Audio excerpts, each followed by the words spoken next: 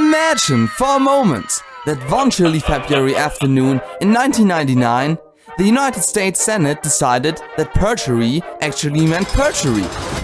In real life, Bill Clinton survived impeachment because not enough senators were willing to toss a twice-elected president over what many voters categorized as deeply embarrassing but not exactly Watergate. Why? But suppose a handful of moderate Democrats, worried about the precedent of lying under oath, joined every Republican. What? Maybe the polling dipped just enough. Maybe one last televised explanation sounded a little too loyally. However it happened, the vote board flickered past 6-7. Convicted. Removed. The saxophone fell silent. Across the Capitol, Al Gore, a man who had been preparing for this job since approximately the invention of PowerPoint, raised his right hand and became president.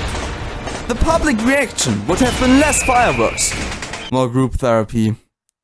Democrats would call it a constitutional tragedy. Republicans would call it a constitutional triumph.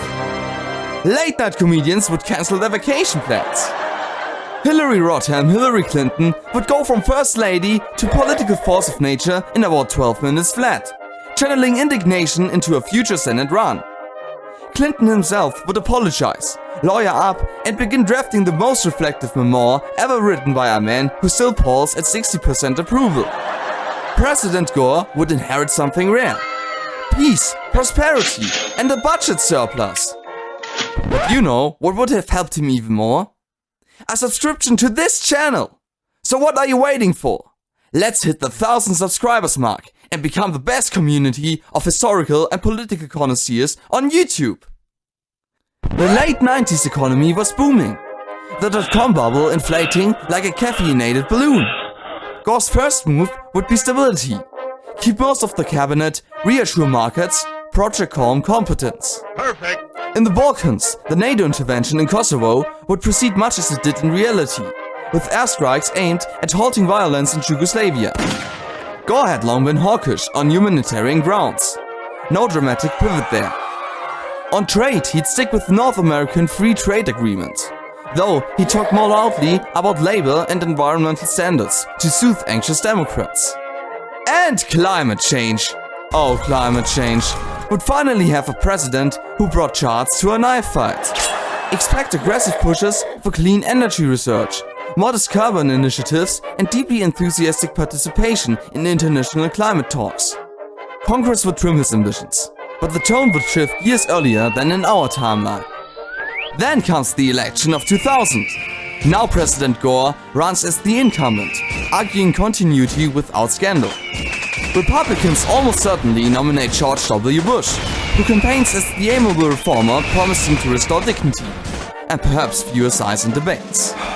Without Clinton on the ticket, Gore might narrowly win outright, sparing America the Florida recount saga and several national ulcers. September 11, 2001 still arrives. President Gore responds with force in Afghanistan, assembling a broad NATO coalition. An invasion of Iraq? Far less inevitable. Gore supported strong action against Saddam in the 90s, but absent the same internal dynamics as the Bush administration, the march to Baghdad becomes at least a harder sell, possibly a road not taken. If Gore wins his second elected term in 2004, he serves nearly a decade total. The economy rides the dot-com crash and recovery. Climate policy inches forward. The war on terror remains narrower. Clinton is remembered as brilliant and self-destructive. Gore is earnest, data-driven, and the only man who ever became president because someone else couldn't define is.